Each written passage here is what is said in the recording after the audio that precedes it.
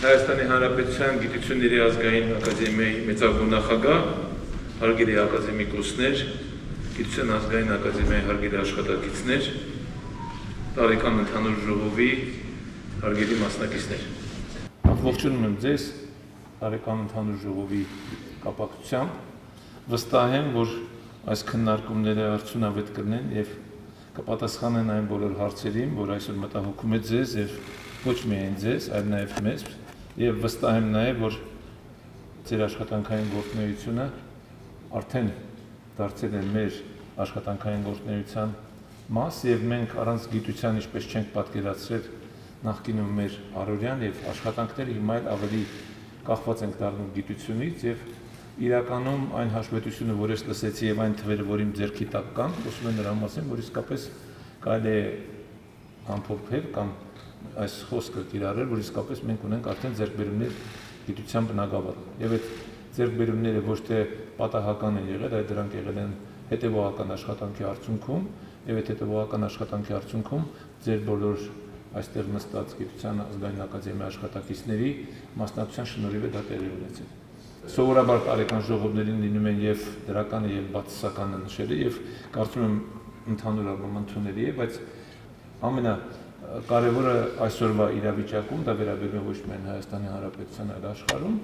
ավելի կարևոր է խոսել այն մարտահրավերների մասին, որով առջև կանգնած ենք ոչ միայն մենք, որպես Հայաստանի Հանրապետություն, այլ ընդհանրապես մարդկությունը եւ աշխարհը։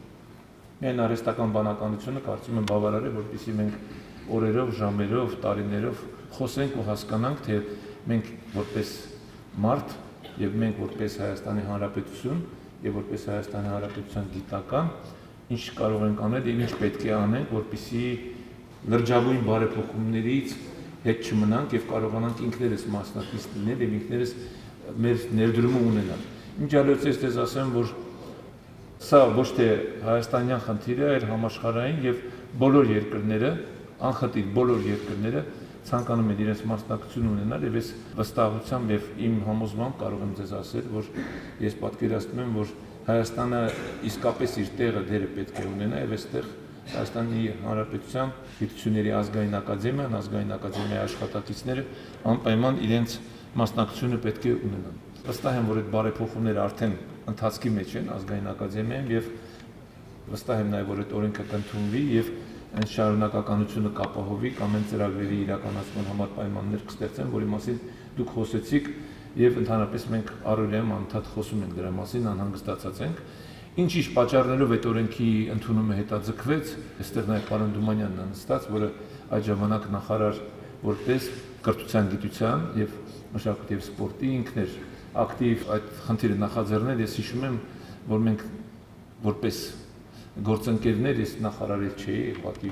մարդ, որը հետաքրքրված էր նաեւ բարձրագույն կրթությամբ, ես հիմնականում այդ բնագավառում էի շփվում, շատ հետաքրքրված ենք եւ բավականին ողջավորված ենք նաեւ այն օրենքով, որ 21 թվականին դրված էր սեղանին, բայց ինչ պատճառներով այդ օրենքը չընդունվեց եւ տեսեք, արդեն 4 տարի փաստորեն մենք ունենք այն ժամանակ համարյա պատրաստ,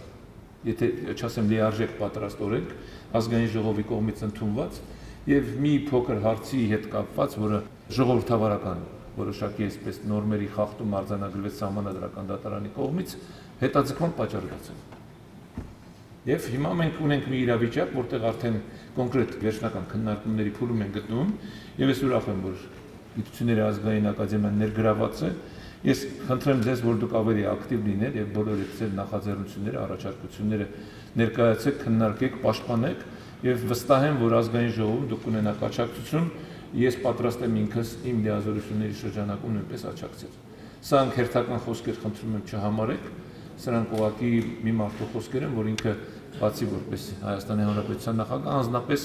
շատ շահագրգիռ է, որպեսզի իրականում մենք կարողանանք եւ կրթության, բարձրագույն կրթության բնագավառում եւ առավելապես գիտության բնագավառում այնպիսի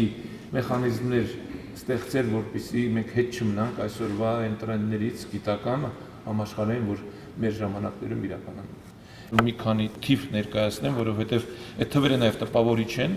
խոսքը վերաբերում է եւ ընդհանրապես գիտության ֆինանսավորմանը, որ վերջին տարիներին իրականացվում է Հայաստանի Հանրապետության կառավարության կողմից, ասենք եթե վերցնեք 19-23 թվականների թիվ եմ ասում, 24-25-ներից հիմա կավերացնեմ, 19 թվականին եղել է 16.8 միլիարդ դրամ, այսօրվա ֆինանսավորումը կոնկրետ 24 թվականին եղել է 32 միլիարդ, երկու անգամ ըստ էության աճ է եղել։ Ավելին ասեմ ձեզ, մենք ունենք բնագավառ, ռազմաարդյունաբերության բնագավառում գիտահետազոտական եւ փորձարարական աշխատանքների, որտեղ մենք տարիներ շարունակ, համենայն դեպս ես կարող եմ վստահեցնել ձեզ 21 թվականին որպես նախարար այդ բնագավառի պատասխանատու, հետագայում էլ իմ ուշադրության կենտրոնում միշտ եղել այդ բնագավառը, մենք միշտ ունենք թերակատարում։ Սա կարող եք թվերը դուք նայել եւ պետական բյուջե հաշվետվությունների մեջ անընդհատ մոտ 5-6 միլիարդի կարգի հատկացումներ է կատարվել բյուջեի կողմից, բայց մենք չենք կարողացել դրա 50%-ը, 40%-ն են կարել։ Ես վատ բան չեմ տեսնում դրա մեջ։ Ես շատ բնական եմ գտնում, որ իսկապես այդպես էր կարող անել։ Ի վերջո, այդ գումարը կա, այն մարդիկ, ովքեր այդ բնակավարում զբաղված են, իսկ դա իրականում լրջագույն գիտահետազոտական աշխատանքներ է եւ նաեւ կիրառական առումով մեծ նշանակություն եւ մեծ պահանջ ունի Հայաստանի Հանրապետությունում, ուղղակի այստեղ մի խնդիր կա, որ ակտիվություն է պետք մարդկանց խնդրել նորից այն մարդիկ, ովքեր այդ բնակավարում ընդհանրապես առնչություն ունեն եւ կարող են օգտակար լինել, վստահ լինել, որ բնակավարում մեծ 4 տարիների ընթացքում ես կարող եմ ձեզ ասել, որ կառավարման որակի ավելացել, մաքսիմալ արվել է ամեն ինչ, որպեսզի այն մարդիկ են կազմակերպություններ, ովքեր ռազմաարդյունաբերական բնակավարում այդ աշխատանքով են ուզում զբաղվել, իրենք բյուրոկրատական քաշքշուկներից հեռու մնան։ Սա խրախուսված չի եղել նախկինում։ Ես ձեզ կարող եմ դա էլ ասել։ Խրախուսված չի եղել, որովհետև ընդհանուր քաղաքականությունը եղել է նա, որ ինչու մենք ներսում արտադրենք, եթե ավելի տնտեսապես ավելի արդյունավետ է դրսից ձեռք բերել։ Եվ 2020 թվականի պատերազմը ցույց տվեց, որ ընդհանրապես սխալ քաղաքականություն է եղել, եթե ոչ ասեմ կազմակերպող քաղաքականություն,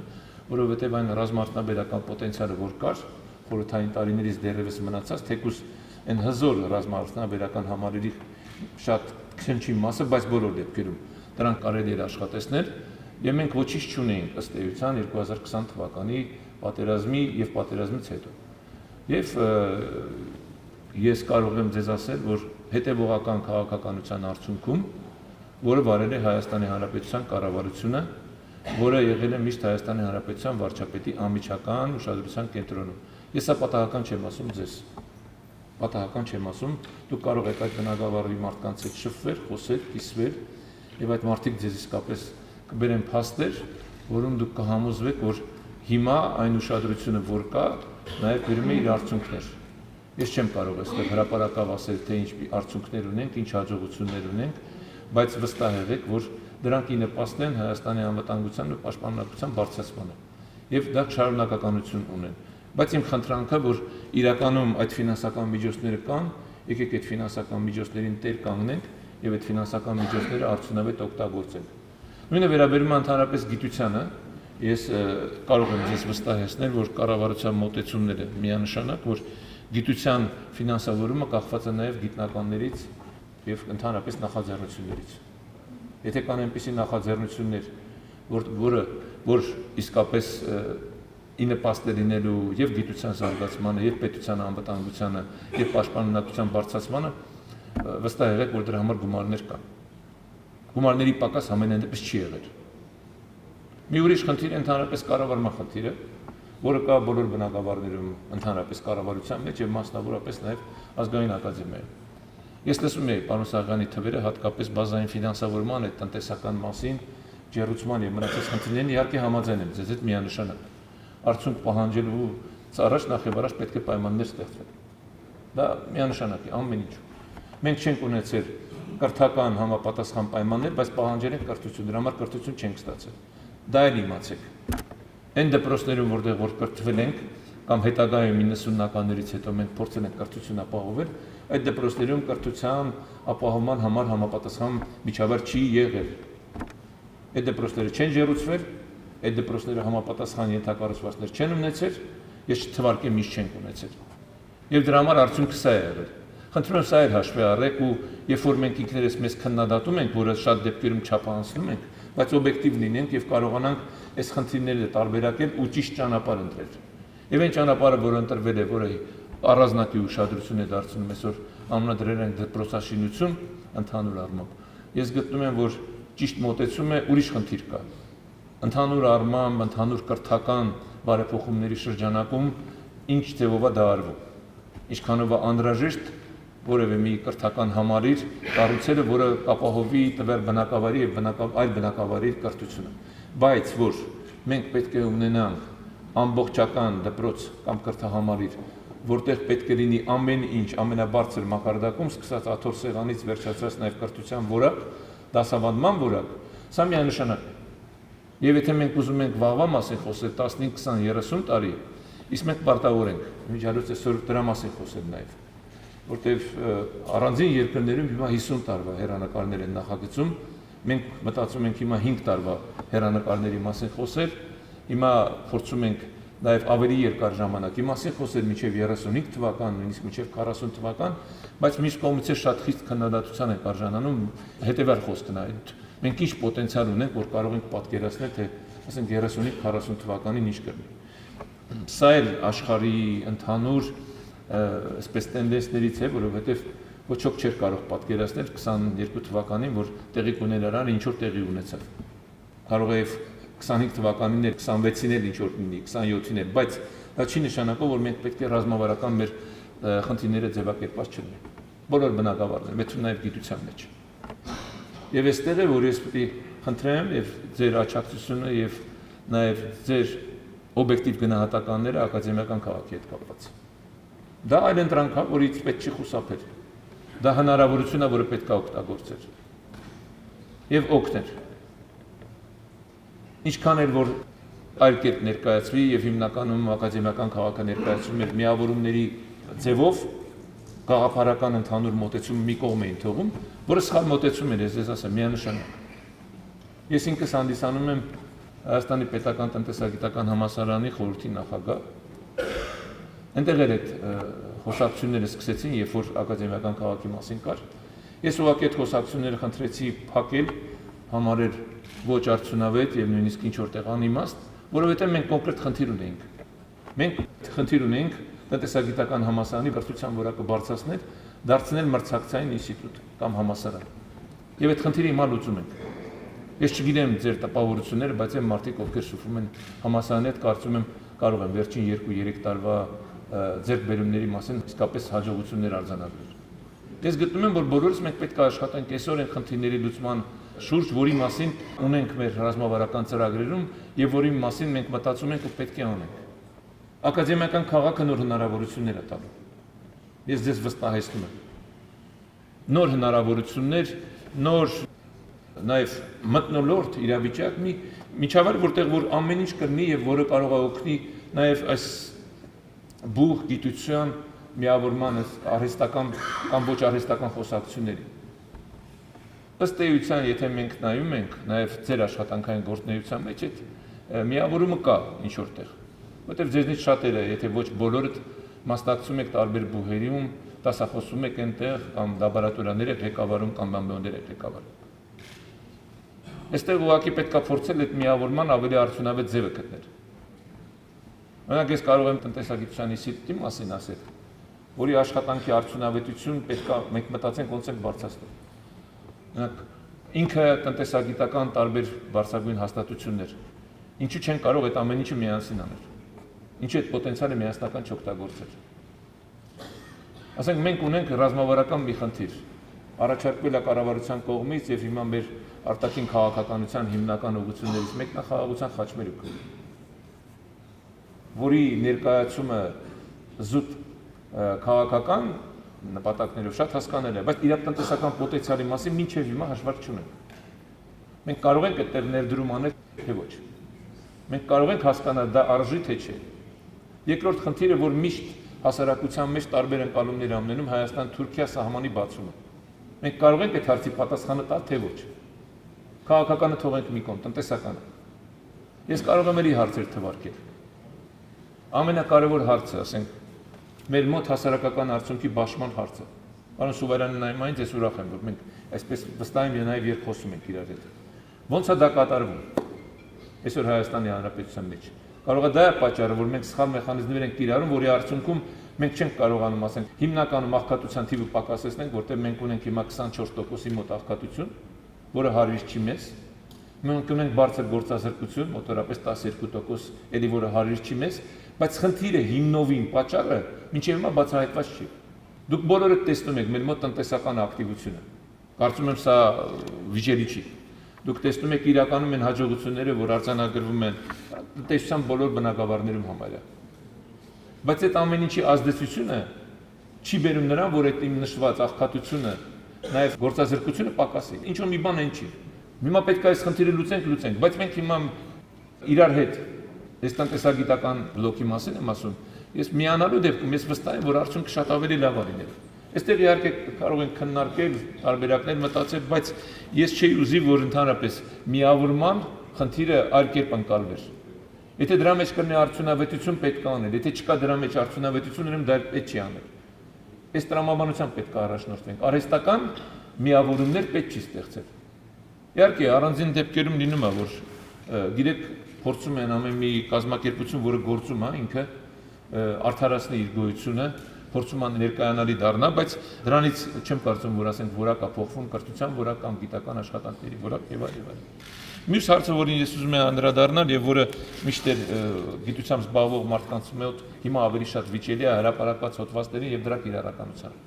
Այստեղ որ դրական դինամիկա կա, միանշանակ է։ Դուք ներկայացրեցիք, պարոն Սաղյան, ես գիտպետկոմից խնդրել էի պարոն Հայոցյանից մի տեղական կերպ պատրաստել, այստեղ բոլոր թվերը այնց բանն են, դեպի աճի միտումներ ունեն, ասենք հիմա Սկոպուսի հրապարակումները 2429-24 թվականին 23 թվականին 1952, 18 թվականից վերցնենք 1300, 2400 եւ այստեղ բոլոր թվերը այսպիսի աճի միտումներ ունեն, որը շատ դրական է գնահատում։ Մյուս կողմից խնդիր կա, որ դա ինչի ենք մենք ուզում անպայման, որ այդտեղ հրապարակվի, ինչի մենք չունենք տեղական, նաեւ աճակցող հրապարակումների այսպես մոտեցում եւ այլն, բայց գիտեք ինչ կա, աշխարհում գիտնականին ճանաչում են իր հրապարակումներով, դուք ինձնից ավելի լավ գիտեք։ Ես չէ որ այդ ճշմարտությունը ձեզ պետք է ասեմ։ Սրա կարիքը մենք ունենք։ Աշխարհում ներկայանալու լավագույն ձևն է, բացի նաև ինչ որ առումով պարտավորեցնողա, որպեսզի մեր գիտական գործունեության մեջ կամ գիտական գործունեությամբ զբաղվողներ շատ ավելի ճշգրիտ լինեն, շատ ավելի բարեխիղճ լինեն, որովհետև բոլոր դեպքերում խնդիրներ մենք ունենում ենք։ Եվ ատենախոսության ժամանակ են խնդիրներ ունենում, եւ հոդվածներում են խնդիրներ ունենում, իսկ այս դեպքերում իհարկե ինքը նաև շատ դեպքերում ծախսատար է, բայց ես գիտեմ, որ այս հարցում էլ աջակցության ծրագրեր կան եւ գիտպետկոմն է անում եւ առանձին բուհական ինստիտուտներն են անում, ես կարծում եմ, որ ակադեմիական ինստիտուտներն են աջակցում հատկապես երիտասարդների հետ, ընդգրկման հետ կապված։ Եվ այստեղ միանգամից ես անցնեմ երիտասարդներին, որովհետեւ էլի թվերս կա ինձ մոտ շատ հետաքրքիր մի վերլուծություն կար Infocom հրապարակում ունի 25 թվականի ապրիլին, նոր մենք խոսում ենք եւ պարզվեց, որ ինքը ըստ էության նաեւ այս հավաստի տվյալները հրապարակել, որտեղ աշխատել են ակադեմիայի եւ ակադեմիայի ինստիտուտների հետ, այստեղ տենդենսը միանշանակ է, որ գիտությամբ զբաղվողների երիտասարդացում է գնում։ Մի քիչ ինձ նոր ներկայացնում են, որ արհեստական բան կա այստեղ, գործում կա, բայց ինձ համար դա բնական է։ Այսինքն գիտական աշխատանքների ուսումնասիրության մեջ ներգրավում են բակալավրիատում կամ մագիստրատուրայում սովորողներին։ Ես միշտ ասում եմ, ինչի ինքս եմ միշտ հարց տվել, որովհետև կարծում խորհրդային ժամանակից կար մեզ երկրորդ կուրսից արդեն ուսանողական գիտական խորհրդի ելույթ ունենալու համար կամ մասնակցելու համար մենք հոդվածներ ենք։ Միանշանակ է ինձ համար, որ առաջին կուրսից նույնիսկ պետք է ուսանողներին ներգրավել գիտահետազոտական աշխատանքների մեջ։ Միանշանակ է։ Այստեղ որևէ բարդություն ես չեմ տեսնում, ես չգիտեմ մնացած բնագավառներում, օրինակ քիմիա, ֆիզիկա, մաթեմատիկա, ինչ ձևով դա կարելի անել, թեկուզ ես կարծում եմ ամենասովորական նույնիսկ կոլբա մաքրելու գործներ կարելի է վստահել եւ անել, կներեք, որ այսպիսի պրիմիտիվ մտքեր եմ արտահայտում, բայց ես ուզում եմ ձեզ հավաստիացնել, որ երիտասարդը, եթե մտնում է գիտական շրջապատ, եթե ինքը գիտնականներից շփվում է, եթե ինքը կոնկրետ աշխատանք անում, դա ուրեմն նշանակում է իր կողմից նաեւ սեր կարող է ձևավորել։ Իսկ այս թվերը, որ ներկայացված է, զուտ երիտասարդացման առումով, եթե այս տենդենսը շարունակվել է, նշանակում է մենք նաև ապագայի հետ կապված իսկապես կարող ենք, չասեմ լրիվ հանգստանալ, բայց գնահատել, որ այն գործիքակազմը, որ օգտագործվում է այսօր գիտպետկոմի կողմից, ես կներեք, որ այդպես եմ ասում, բարձրագույն կրթությունը չեմ ասում, կարող եմ դա թվարկել, չթվարա, որ ես տեղյակ չեմ, որ միացած եմ, ուղղակի, բայց ինքը շատ կարևոր նշանակություն ունի եւ ես հույս ունեմ, որ շատ շարունակականություն կլինի եւ իր արդյունքը կտա։ Ես ուզում եի խոսել նաև մի կարևոր խնդրի մասին, որը բոլորիս անհանգստացնում է եւ որը ընդհանրապես խնդիր է, որ պետք է կարողանանք սրա մասին մտածել, ինչպես ենք անելու, որ ավելացնենք։ Խոսքը գնում է հետազոտությունների եւ մշակումների, այսպես R&D հետազոտական աշխատանքների մասին։ Հիմա էլի իմ ձեռքին թվեր են 2010 թվականից, թե ինչ վիճակագրություն ենք ունեցել, ասենք ամենակարևորը աշխարհում է դա ընդունում համախառն ներքին արդյունքի նկատմամբ, թե մենք ինչքան գումար ենք հատկացնում այդ հետազոտությունների մշակումների համար, վերջին թիվը 25 թվականին 0.36%։ Ասենք Իսրայելի մոտ դա 6.3% է, Հարավային Կորեայի մոտ 5% է, բայց երկրներ կան, որերի մեզնից ավելի ցածր են կամ մեզնից ավելի մոտ են։ Բայց սա համեմատական ուղղակի կարող ենք նայել եւ ենթադրենք, ասենք Չինաստանի մասին մի հետաքրքիր թիվ կար, ես կուզեի որպեսզի դուք լսեիք 2000 թվականից սկսած մինչ այսօր, մինչև 23 թվականը հետազոտությունների եւ մշակումների ոլորտին Չինաստանը ծախսել է $723 միլիարդ եւ այսօրվա իր հաջողությունները նաեւ տնտեսական, տեխնոլոգիական հաջողությունները պայմանավորված են սրանով, մենք հասկանում ենք, որ այդ բնագավառում մենք պետք է մեծացնել ներդրումները, բայց այստեղ մի կարևոր բան կա։ Մեր ռազմավարությունը, մենք ինչ ճյուղեր ենք ուզում զարգացնել, մենք ինչ բնագավառում ենք ուզում այս մշակումները, հետազոտումները անցկացնել։ Այստեղ մենք միասին անելիք ունենք։ Բոլորս միասին անելիք ունենք։ Մենք այդ խնդիրը չենք ձևակերպել։ Եվ շատ տեղեր կա իմիջիայլոց միայն գիտության բնագավառում չէ։ Շատ տեղեր կա, երբ որ մենք խնդիրը չենք ձևակերպել, մեր անելիքները հստակ չի եւ արդյունավետ չեն կարող լինել։ Ես տեսնում եմ որպես խնդիր եւ որպես օրակարգային հենց այսօրվա օրակարգային խնդիր, որ մենք պարտավոր ենք այդ անել եւ դրանով կառավարության ներկայացնել հայտ։ Տեսեք, մենք խոսում ենք մեր պոտենցիալի մասին, ռեսուրսների մասին եւ խոսում ենք դրանց ոչ արդյունավետ օգտագործման մասին։ Պարոն Սաղյանն էլ ասեց, ես կիսում եմ ձեր այդ անհանգստությունը, մտահոգությունը, որ մենք ձեռք ենք բերել թանկարժեք սարքավորումներ եւ այդ ոչ ոք չի կարող այսօր չհամաձայնվել դրա հետ եւ նպատակային է եղել, իմիջիայլոց չի եղել, այսինքն մենք դսել ենք, հաշվի ենք առել այդ ակադեմիական ինստիտուտների հայտերը, ցանկությունները, դրանք համապատասխան ընթացակարգերով անցել են եւ մենք ձեռք ենք բերել համապատասխան սարքավորումներ, օրինակ հիմա մենք ունենք սուպերկոմպյուտեր համակարգիչ, որը գտնվում է Ցեղասպանական ակադեմիայի հաշվեկշռում ինստիտուտի, ես ինքս այցելել եմ, տեսել եմ, կարող եմ ասել, որ աշխատող է եւ այնտեղ մեծ խանդավառություն կա։ Ես չգիտեմ հիմա ինչ հզորությամբ է դա օգտագործում, որտեվ հիմա երկրորդը ունենք արդեն համասարանում, այնտեղ տեխնիկական որոշակի խնդիրների պատճառով դեկտեմբերից գտնվում է համասարանում, բայց գնումների այդ գործընթացի մեջ որոշակի խնդիրներ առաջացել, բայց չեն կարողանում ապահովել շահագործումը, ես վստահ եմ, որ մինչև գոնեից մոտակա ամիսների ընթացքում այդ հարցը կլուծվի, բայց